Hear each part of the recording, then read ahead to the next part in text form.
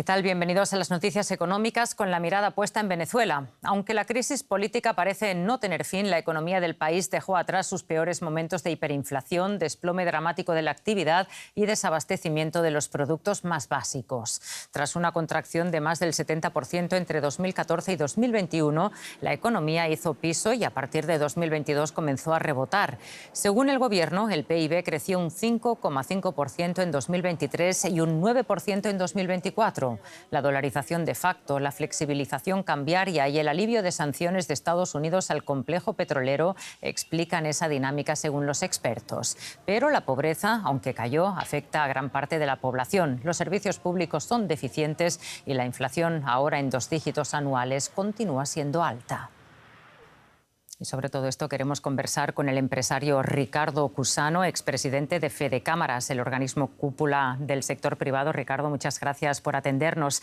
En primer lugar, tenemos que decir que las cifras oficiales en Venezuela distan mucho de otros organismos independientes, pero unas y otras hablan de una importante reducción de la inflación durante el último mandato de Maduro. Aún así, tenemos que decir que la mayoría de la población no puede llegar a final de mes. ¿Qué nos dice esto sobre la situación económica en el país? Sí, bueno, gracias por la oportunidad. Quizás lo primero, entender que la economía venezolana para el año 2025 y 2026 dependerá mucho del contexto político en el cual se desarrolle Venezuela. Si se profundizan las sanciones, los aislamientos, difícilmente podremos sostener un crecimiento.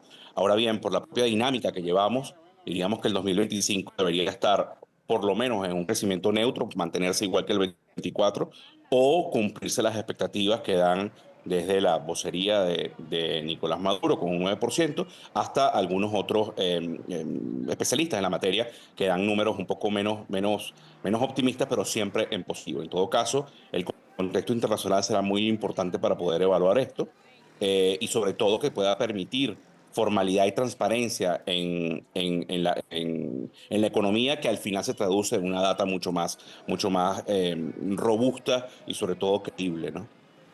Ricardo, Maduro reivindicó un crecimiento económico del 9% en 2024. ¿Esto es así? Y en cualquier caso, ¿a qué se debería ese crecimiento? Sí, efectivamente así. Para nadie es un secreto que la economía venezolana se monopoliza en el contexto petrolero, habiendo existido una flexibilización de las sanciones a través de unas licencias. Eso ha permitido la inversión internacional, o por lo menos que recomiencen operaciones transnacionales en el país. Y esto ha dado, sin duda alguna, aguas abajo, la oportunidad a muchos sectores de dinamizar sus procesos económicos. Y también es importante decir que esa dinamización y ese 9% de crecimiento ha generado algo más de transparencia en los números y en la economía venezolana. Aunque hay que decir que la infraestructura petrolera está muy deteriorada y la producción se ha reducido muchísimo comparándola con principios de siglo. Nicolás Maduro asumió un controvertido tercer mandato. Desde tu punto de vista, en el plano económico, ¿cuál será su mayor reto en los próximos 6 años? Sin duda alguna, el mayor reto está en poder trasladar, que van desde las promesas electorales hasta la construcción de políticas públicas que lleve bienestar social y crecimiento económico. Yo creo que ahí está, más allá de la complejidad del contexto político, más allá de la nacional e internacional, el poder darle calidad de vida al ciudadano, el poder subsanar deficiencias desde el punto de vista de infraestructura en los servicios públicos, poder rescatar el poder de compra del salario del venezolano, poder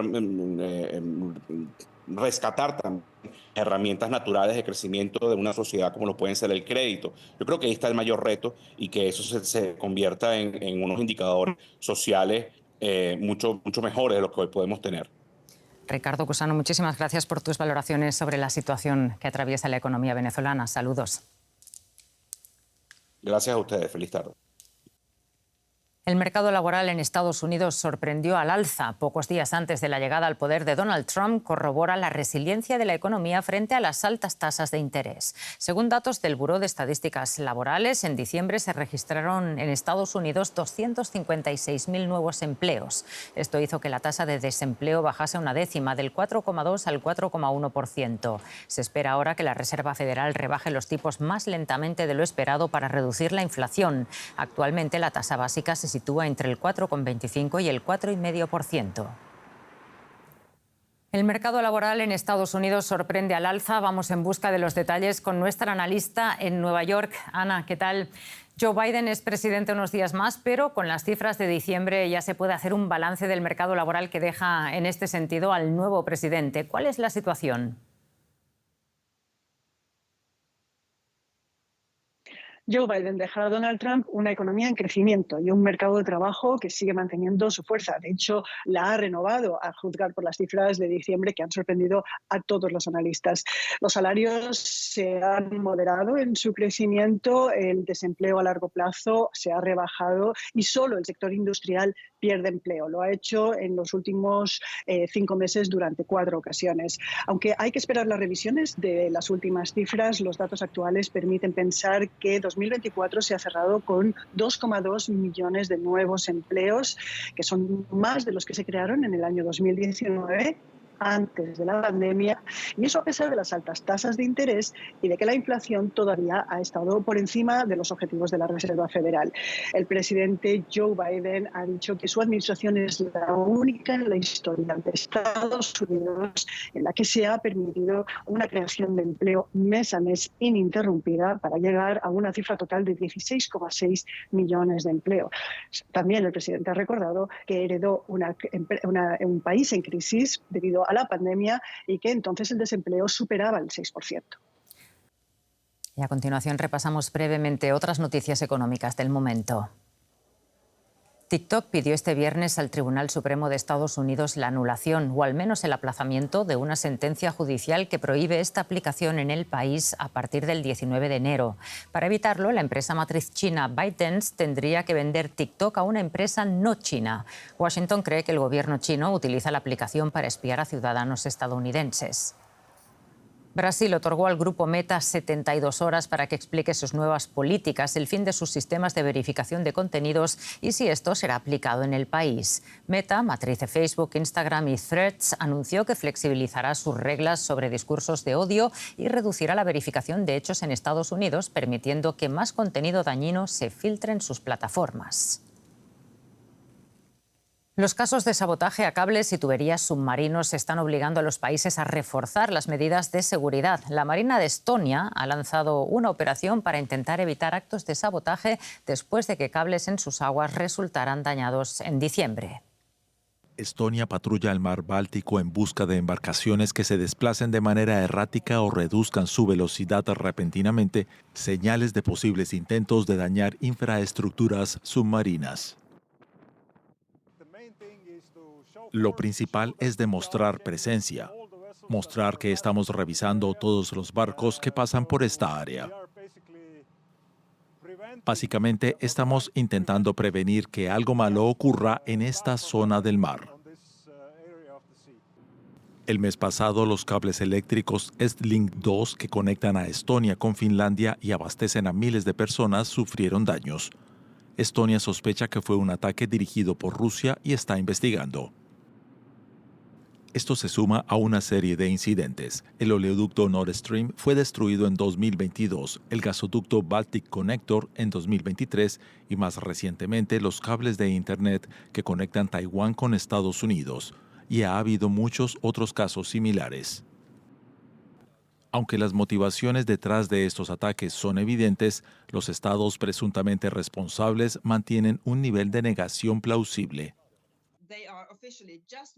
Oficialmente se trata de embarcaciones comerciales las que hemos identificado como sospechosas hasta ahora.